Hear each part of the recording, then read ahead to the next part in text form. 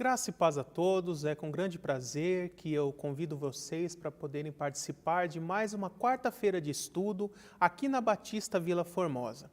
Dando continuidade da semana passada, onde eu passei para vocês o livro de Atos, hoje nós vamos entrar no próximo grupo de livros. Então, no Novo Testamento nós já vimos Evangelhos, vimos o livro histórico que é Atos, e agora nós vamos entrar nas chamadas Epístolas Eclesiásticas, também conhecidas como Cartas Paulinas.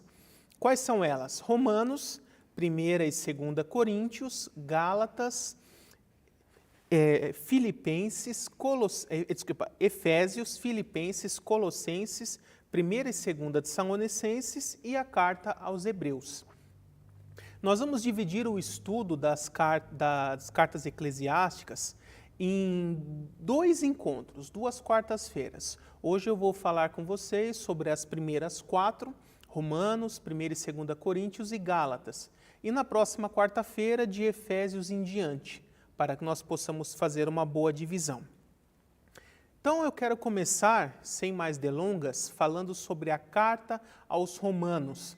É importante nós entendermos que a sequência em que as cartas aparecem no Novo Testamento não é a ordem em que elas foram escritas. Se você se lembrar da cronologia do Novo Testamento que nós tivemos algumas semanas atrás, eu fui explicando em que momento cada uma das cartas foi escrita. Por exemplo, as 2 primeiras cartas paulinas do Novo Testamento são 1ª e 2ª Tessalonicenses, que estão lá no finalzinho, na sequência do Novo Testamento, na sequência dos livros da Bíblia. Então, em cada carta eu estou colocando aqui o ano em que ela foi escrita aproximadamente e a ocasião em que ela se desenvolveu. A carta aos Romanos, ela foi escrita por volta do ano 58 d.C., durante a 3ª viagem missionária de Paulo. Então já foi nos últimos anos do ministério de Paulo. Por isso, ela tem uma teologia mais bem desenvolvida do que as primeiras cartas, que é na ordem em que foi escrita, né? A carta aos Romanos, ela é uma carta que eu posso dizer sensacional. É lógico que todos os livros da Bíblia são importantes, os do Novo Testamento mais ainda, mas na carta aos Romanos, Paulo conseguiu sintetizar valores preciosíssimos a respeito da doutrina da salvação. A carta aos Romanos é praticamente um livro de teologia, onde ele dedica a maior parte da carta falando sobre a doutrina da salvação. No primeiro capítulo, ele já começa falando que toda a humanidade foi contaminada pelo pecado, ou seja, que não existe melhor nem pior, mais santo nem menos santo. Todos nós sofremos com o pecado de Adão e somos igualmente pecadores. No capítulo 1, verso 16, diz assim: "Não me envergonho do Evangelho, porque é poder de Deus para a salvação de todo aquele que nele crê, primeiro judeu, depois grego. Porque no Evangelho é revelada a justiça de Deus, uma justiça que do princípio ao fim é pela fé. Como está escrito, o justo viverá pela fé. Portanto, a ira de Deus é revelada dos céus contra toda impiedade e injustiça dos homens, que suprimem a verdade pela injustiça." E aqui ele continua desenvolvendo esse conceito de que toda a humanidade é igualmente pecadora, que os judeus não são melhores que os gentios por terem um conhecimento mais elevado a respeito de Deus. Depois, no capítulo 2, ele vai dizer que, em consequência disso, tanto judeus quanto gentios são alvos do juízo divino, estão sujeitos ao juízo divino, mesmo aqueles que não conhecem o Evangelho. Como assim? Olha o que diz lá no verso 14 do capítulo 2, verso 14 em diante, ele diz assim: "De fato, quando os gentios que não têm a lei praticam naturalmente o que a lei ordena, tornam-se lei para si mesmos, embora não possuam a lei, pois mostram que as exigências da lei estão gravadas em seu coração. Disso dão testemunho também a consciência e os pensamentos deles, ora acusando, ora defendendo-os. Isso tudo se verá no dia do juízo, no dia em que Deus julgar os segredos dos homens mediante Jesus Cristo, conforme declara o meu Evangelho. Então, se todos são pecadores, todos estão sujeitos a esse juízo da ira divina. Então, nos capítulos 3 e 4, ele vai dizer que não há nenhum justo, que aos olhos de Deus, por obras, pela lei, por práticas humanas, nenhum ser humano é considerado justo. E isso se sintetiza ali no verso 23, vou ler um pouquinho antes, verso 21 em diante, ele diz assim: mas agora se manifestou uma justiça que provém de Deus, independente da lei, da qual testemunham a lei e os profetas. Justiça de Deus mediante a fé em Jesus Cristo, para todos os que creem. Não há distinção, pois todos pecaram e estão destituídos da glória de Deus. Então, aqui ele mostra que tanto o judeu quanto o gentil tem que ser salvo exclusivamente pela fé, e não pelas obras ou por práticas da lei. E na sequência, no capítulo 4, ele vai mostrar o exemplo de Abraão, que Abraão, existindo antes de Moisés, antes da lei, ele foi salvo pela fé, e não por obras ou práticas depois prescritas na lei de Moisés. Depois, no capítulo 5, Paulo vai explicar que essa justificação que traz a fé, ela pode alcançar todos os homens. Ele faz um paralelo entre Adão e Cristo. Da mesma forma que em Adão todos morreram, que quando Adão pecou, essa queda de Adão afetou todos os homens, o sacrifício de Cristo também afetou positivamente todos os homens, fazendo com que Deus derrame a sua graça sobre todos os homens, para que eles tenham condições de crer para ser salvos, né? Isso se sintetiza bastante ali no verso 18, onde diz assim: consequentemente, assim como uma só transgressão resultou na condenação de todos os homens, assim também um só ato de justiça resultou na justificação que traz vida a todos os homens. Então, os efeitos da queda de Adão são revertidos pelo sacrifício de Cristo. Até que no capítulo 6, ele vai explicar sobre essa consequência do pecado. Verso 23, ele diz: pois o salário do pecado é a morte, mas o dom gratuito de Deus é a vida eterna em Cristo Jesus. E por isso, todo aquele que foi justificado pela fé, ele tem a obrigação de lutar contra o pecado, de resistir ao pecado. E isso Paulo vai explicar no capítulo 7. Né? E ele fala que isso não é uma coisa fácil, porque a natureza caída continua existindo dentro de nós, mesmo nós tendo sido já justificados. Ele diz assim no verso 18 em diante do capítulo 7, sei que nada de bom habita em mim, isto é, na minha carne, porque tenho o desejo de fazer o que é bom, mas não consigo realizá-lo. Pois o que faço não é o bem que desejo, mas o mal que não quero fazer. Esse eu continuo fazendo. Ora, se faço o que não quero, já não sou eu quem faz, mas o pecado que habita em mim. E ele mostra esse conflito, essa realidade que todo cristão vive, de querer viver uma vida que é totalmente agradável a Deus, mas ainda eventualmente continuar pecando. Então, no capítulo 8, ele explica como deve ser essa vida vivida pelo Espírito. Ele começa dizendo: agora já não há nenhuma condenação para os que estão em Cristo Jesus, porque por meio de Cristo Jesus, a lei do Espírito e da vida me livrou da lei do pecado e da morte.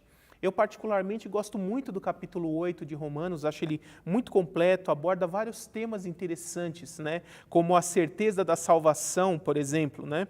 Verso 15 ele diz: pois vocês não receberam um espírito que os escravize para novamente temerem, mas receberam o espírito que os torna filhos por adoção, por meio do qual clamamos, Abba, Pai.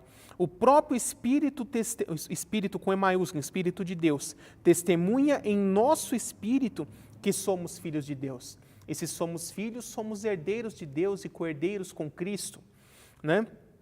Então, no capítulo 9 em diante, ele entra num trecho à parte, onde ele vai começar a falar do povo de Israel.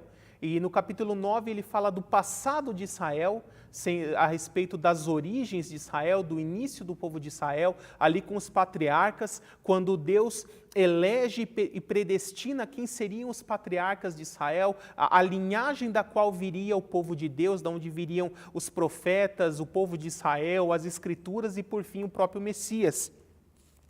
E um trecho bastante polêmico, né, que ele faz uma citação lá do Antigo Testamento, dizendo assim, onde Deus fala, terei misericórdia de quem eu quiser ter misericórdia, e terei compaixão de quem eu quiser ter compaixão. Muitas vezes as pessoas leem isso e falam, nossa, que Deus duro. Então, em outras palavras, eu vou ter misericórdia só de quem eu quiser, eu vou salvar só quem eu quiser. E alguns entendem isso como eleição incondicional. Na verdade, não é eleição condicional, porque o próprio Paulo vai explicar aqui na sequência que é Deus quem salva e ele escolhe quem quer salvar, mas ele tem um pré-requisito que ele aplica para decidir quem ele vai querer salvar e quem ele não quer, que é a fé em Jesus Cristo. Romanos 10, verso 9 em diante, vai dizer assim, se você confessar com a sua boca que Jesus é o Senhor e crer em seu coração que Deus o ressuscitou dentre os mortos, você será salvo. Pois com o coração se crê para a justiça e com a boca se confessa para a salvação. Como diz a Escritura, todo o que nele crê e confia jamais será envergonhado. Não há diferença entre judeus e gentios, pois o mesmo Senhor é Senhor de todos e abençoa ricamente todos que o invocam. Porque todo aquele que invocar o nome do Senhor será salvo. Então, esse é o critério que Deus utiliza. A pessoa tem que crer e confessar a Cristo. E aí no verso 9 ele diz, terei misericórdia de quem eu quiser ter misericórdia. Mas no capítulo 11, Paulo vai explicar isso no verso 32. Olha o que ele diz ali, que interessante. Ele diz assim, pois Deus colocou todos sob a desobediência para exercer misericórdia para com todos. Então Deus fala, vou ter só de quem eu quiser. Mas quem Deus quer ter misericórdia? De todos. E é por isso que ele derrama a sua graça sobre todos. Então, no capítulo 12, ele começa a falar da mente transformada pelo Evangelho, pelo poder do Espírito Santo que o cristão deve ter. E ele diz assim, portanto, irmãos, rogo-lhes pelas misericórdias de Deus que se ofereçam como sacrifício vivo, santo e agradável a Deus. Este é o seu culto racional. Não se amoldem ao padrão do mundo, mas transformem-se pela renovação da sua mente, para que sejam capazes de experimentar e comprovar a boa, agradável e perfeita vontade de Deus. E aqui, emendando com essa mudança de tema para uma vida cristã mais prática, ele vai entrando em conceitos relacionados à vida cristã. No capítulo 13, ele fala da sujeição às autoridades, de que nós devemos estar sujeitos aos governos, às autoridades, obedecê-los, orar por eles. E ele tem um trecho aqui que eu gosto bastante, Romanos 13, 3, diz assim, pois os governantes não devem ser temidos, a não ser pelos que praticam o mal. Você quer viver livre do medo da autoridade? Pratique o bem, e ela o enaltecerá, pois é serva de Deus para o seu bem.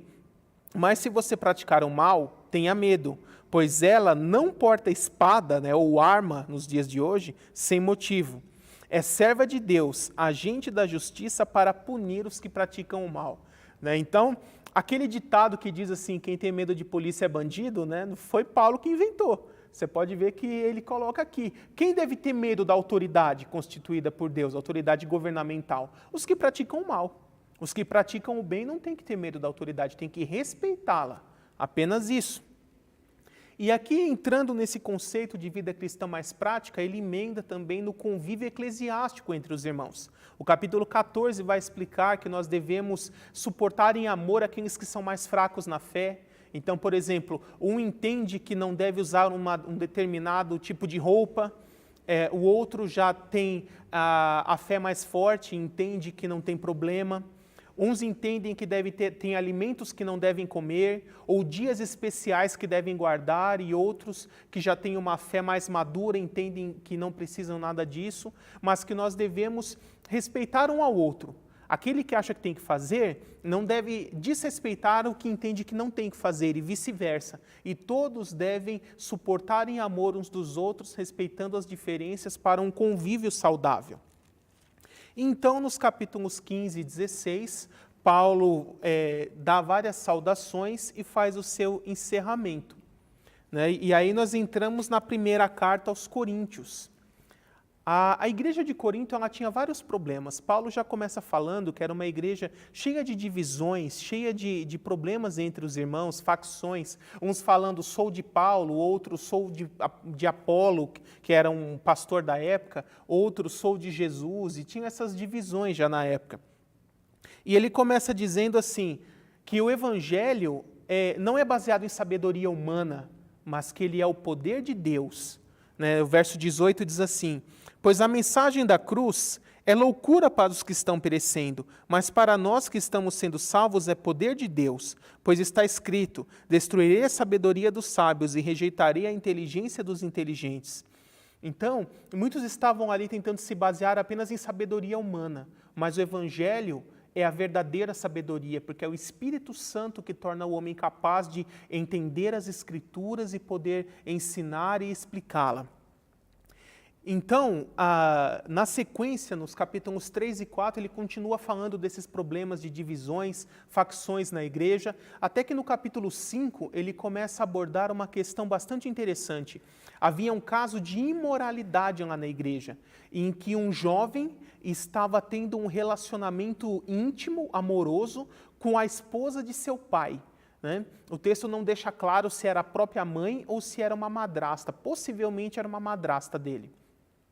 Provavelmente o pai era viúvo, se casou com uma mulher bem mais jovem e o seu filho, já moço, se sentiu atraído por essa moça e começou a ter um relacionamento com ela, mas assim, abertamente, à vista de todos. Queria até ir na igreja com ela, para vocês terem uma ideia.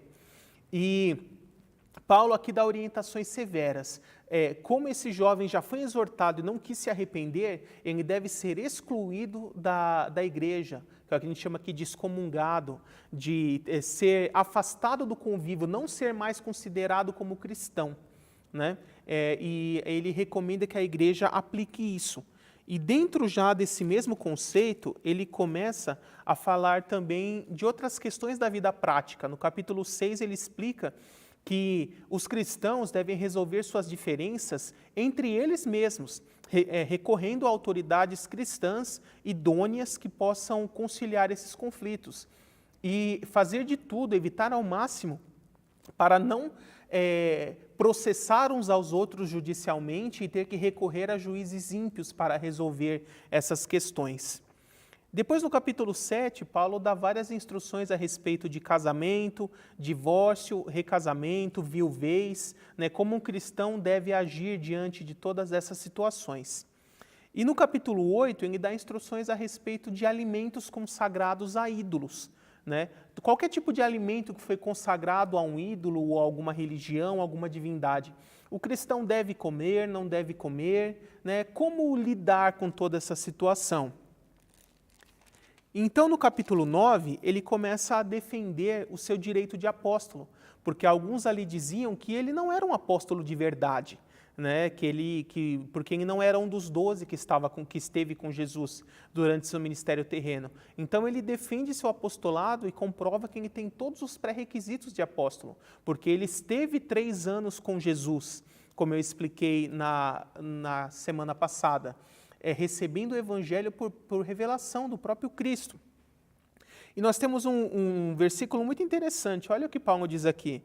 Não temos nós, né, ele e Barnabé, o direito de levarmos conosco uma esposa crente, como fazem os outros apóstolos, os irmãos do Senhor e Pedro.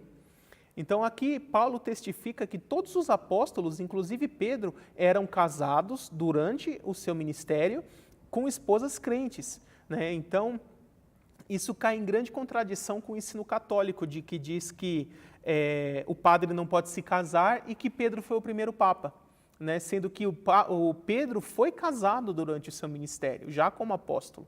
Né? Esse texto aqui é prova disso. Então, nos capítulos 10 e 11, o 10 principalmente, ele dá vários exemplos da história de Israel, para quando chega ali no finalzinho, ele conclui o pensamento que ele usou desse exemplo de Israel, dizendo assim, verso 12, Assim, aquele que julga estar firme, cuide-se para que não caia. Não sobreveio a vocês tentação que não fosse comum aos homens. E Deus é fiel. Ele não permitirá que vocês sejam tentados além do que possam suportar. Mas quando forem tentados, Ele mesmo lhes providenciará um escape para que possam suportar. Então aqui ele está querendo dizer, não pensa que você é super crente, que você é imune ao pecado, porque da mesma forma que o povo de Israel também conhecia Deus, conhecia a lei e quando foi tentado caiu, você também tem o mesmo risco de cair em pecado. Então, batalhe, esteja sempre atento, alerta, não dê brechas na sua vida para que você não acabe vindo cair em pecado, como ocorreu com o povo de Israel. Então ele continua falando sobre isso no capítulo 11, até começar a explicar sobre a questão da ceia, como ela deveria ser praticada, a forma correta, o simbolismo correto, tudo isso você vai encontrar no capítulo 11, aliás. E dos capítulos 12 a 14, ele vai também regulamentar a respeito dos dons espirituais, também chamados de dons do Espírito Santo. Ele vai falar ali quais são eles, quando e como utilizá-los da forma correta. Tá? Eu não entraria em detalhes aqui nesses assuntos, porque em outros estudos de outras disciplinas nós veremos esses com mais detalhes. E no capítulo 15, ele vai falar bastante sobre a ressurreição, toda a doutrina da ressurreição, o que é a ressurreição, como foi a ressurreição de Cristo, o corpo da ressurreição, o corpo glorificado, como ele será. Então, todas essas questões relacionadas à ressurreição você encontrará no capítulo 15 de 1 Coríntios. E no capítulo 16, ele faz algumas orientações acerca de ofertas, saudações a algumas pessoas e um encerramento. E aí nós entraremos na sequência em 2 Coríntios. 2 Coríntios, o capítulo 1 começa com a introdução. Depois no capítulo 2, olha que interessante, lembra do capítulo 5 lá de 1 Coríntios, em que eles mandam aquele jovem que estava vivendo em imoralidade ser excluído da igreja? O capítulo 2 vai dizer de 2 Coríntios vai dizer que aquele jovem se arrependeu e queria voltar para a igreja, mas ele não estava sendo aceito. Então, Paulo vai complementar aquele ensinamento dizendo, agora que ele já se arrependeu, já cumpriu esse período de disciplina, agora sim ele deve ser aceito, deve ser reintegrado aos irmãos, deve ser perdoado, para que ele não seja dominado por excessiva tristeza. Então, aqui, Paulo nos ensina bastante o conceito de disciplina eclesiástica, como disciplinar a pessoa e o que fazer depois que ela se arrepende para ser reintegrada.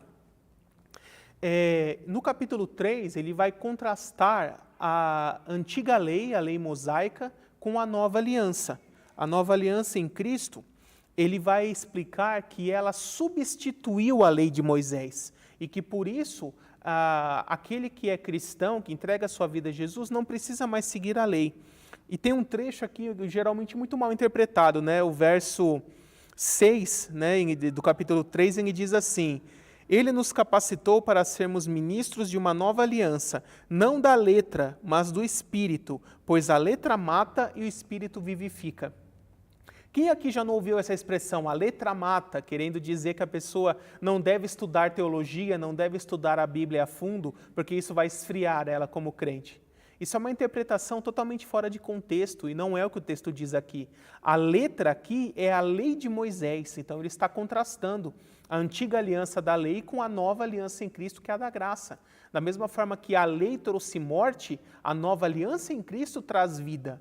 É isso que está sendo dito aqui, não tem nada a ver com estudar ou não estudar a Bíblia, viu, irmãos?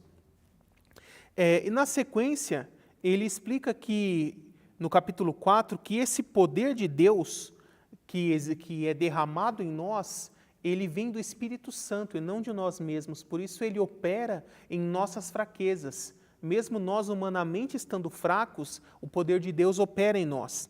O verso 7 ele vai dizer, mas temos esse tesouro em vasos de barro, para mostrar que esse poder que tudo excede provém de Deus e não de nós. De todos os lados somos pressionados, mas não desanimados. Ficamos perplexos, mas não desesperados. Somos perseguidos, mas não abandonados. Abatidos, mas não destruídos. Então nós podemos confiar que o Espírito Santo de Deus nos dará força para que nós possamos continuar em meio às dificuldades dessa vida. Então no capítulo 5, Paulo começa a explicar sobre a realidade da existência após a morte, ou que os outros podem chamar também de vida após a morte. Ele começa dizendo assim: sabemos que se for destruída a temporária habitação terrena em que vivemos, ou seja, esse corpo material aqui de carne e osso, temos da parte de Deus um edifício, uma casa eterna nos céus, não construída por mãos humanas, né? E então ele explica que a nossa existência, a nossa alma, continua existindo após a morte, mas que de uma forma incompleta. Ele fala, não queremos permanecer nus, né, sem o corpo, mas ser revestidos de imortalidade, né? Então, quando ocorre isso? Quando ocorrer a ressurreição.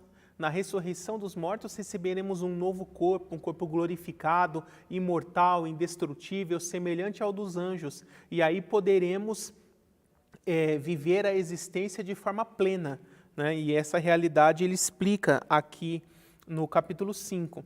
Depois, no capítulo 6, ele fala sobre o julgo desigual, que os cristãos não devem se colocar em julgo desigual. Isso se aplica em vários aspectos. Por exemplo, uma pessoa que é cristã não deve casar com um não crente. Alguém que quer ter um sócio numa empresa não deve se associar a um não crente. E sempre procurar viver entre os irmãos, pessoas de mesma fé, para que possam ter os mesmos valores e as mesmas práticas. Porque, senão, certamente sofrerão algum tipo de prejuízo ignorando este conceito. Depois, nos capítulos 7 a 9, Paulo vai falar muito sobre a alegria que ele tem de pregar o evangelho, das pessoas se convertendo, da fé sendo manifestas nas pessoas em meio às tribulações, e mesmo passando a necessidade de várias coisas. E já dentro desse assunto, ele começa a exortar aos irmãos, a pedir, enfatizar que eles sejam generosos e ajudem uns aos outros por meio de contribuições para que aqueles mais pobres, mais miseráveis, possam ter o seu sustento também. E dentro desse incentivo à contribuição para socorro dos carentes, quando chega no capítulo 9, verso 6, ele diz assim: lembre-se, aquele que semeia pouco também colherá pouco, e aquele que semeia com fartura também colherá fartamente. Cada um dê conforme determinou em seu coração, não com pesar ou por obrigação, pois Deus ama a quem dá com alegria. Né? E aqui ele explica esse conceito a respeito de ofertas no Novo Testamento, na igreja. Então, nos capítulos 10 e 11, novamente, Paulo autentica o seu apostolado.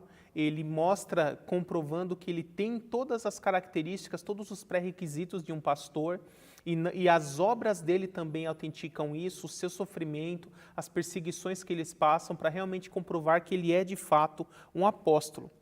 E até concluindo esse argumento, no capítulo 12, ele de forma indireta fala de si mesmo, explicando que certa vez ele teve uma visão em que ele não sabe se no corpo ou só em espírito, ele foi levado à dimensão celeste e ali viu o terceiro céu, o paraíso, e viu coisas indizíveis que o ser humano não é capaz de compreender. É muito interessante isso. Então, no capítulo 13, ele faz algumas advertências finais e o encerramento. Então, nós chegamos na carta aos Gálatas, a última carta desse período do estudo de hoje, em que Paulo, ele também, eu até acabei não comentando as datas nos outros, né?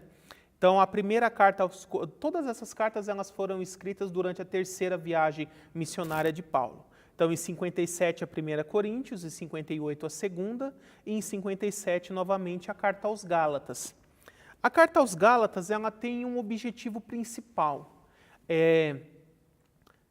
Os cristãos a quem foi endereçada essa carta, eles entendiam que um gentil, quando se convertia a Cristo, que ele tinha que se tornar um judeu praticante, um prosélito judeu, ou seja, que ele tinha que seguir a lei de Moisés, com todas as suas restrições alimentares, guarda de dias e todas essas questões. E Paulo escreve a carta aos Gálatas para comprovar de várias formas que a única forma de salvação é pela graça, pela fé, e que a nova aliança em Cristo é superior à antiga em todos os aspectos. Então, todo aquele que crê em Cristo, entrega a sua vida a Cristo, ele tem que viver pela graça, não pela lei. Que a lei era inferior, era só uma preparação para que a pessoa chegasse à graça. Mas agora, vivendo pela graça, ela já está num patamar superior, ela não deve retroceder à lei ou achar que precisa da lei para ser justificada ou salva. Ele começa falando que não há outro evangelho. Não há um evangelho da graça e outro evangelho da lei. O único verdadeiro evangelho é o da graça. E ele diz assim: mas ainda que nós, ou um anjo dos céus, verso 8 do capítulo 1 em diante, mas ainda que nós, ou um anjo dos céus, pregue um evangelho diferente daquele que lhes pregamos, que seja amaldiçoado. Como já dissemos, agora repito, se alguém lhes anuncia um evangelho diferente daquele que já receberam, que seja amaldiçoado. E aí Paulo conta do seu relato de conversão, que ele era um judeu, um fariseu, mas que se converteu e que abandonou a vida pela lei. Então, no capítulo 2, ele começa a falar dos eventos que desencadearam o concílio de Jerusalém, lá em Atos 15. E ele vai falando isso por todo o capítulo 2. Quando chega no capítulo 3, ele vai explicar que a salvação é pela fé, somente pela fé e não pelas práticas da lei. Né? Verso 3 do capítulo 3 em diante, ele diz assim: será que vocês são tão insensatos que, tendo começado pelo Espírito, que querem agora ser aperfeiçoados pelo esforço próprio? Será que foi inútil sofrerem tantas coisas? Se é que foi inútil, aquele que lhes dá o seu Espírito e opera milagres entre vocês, realiza essas coisas pela prática da lei ou pela fé com a qual vocês receberam a palavra? Né?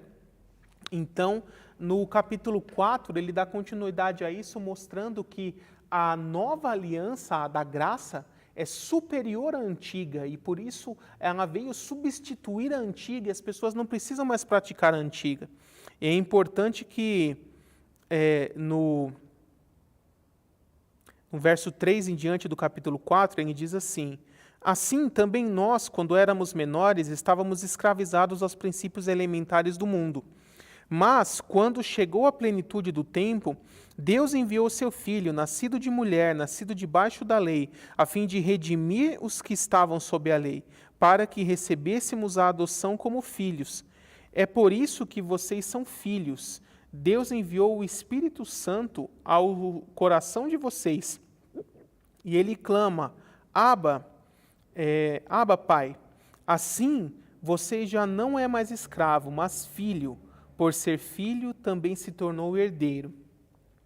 E no capítulo 5, ele vai enfatizar de que aquele que é salvo pela fé deve abandonar as práticas da carne e viver pelo Espírito, que é o que nós conhecemos como obras da carne e fruto do Espírito, a partir do verso 16.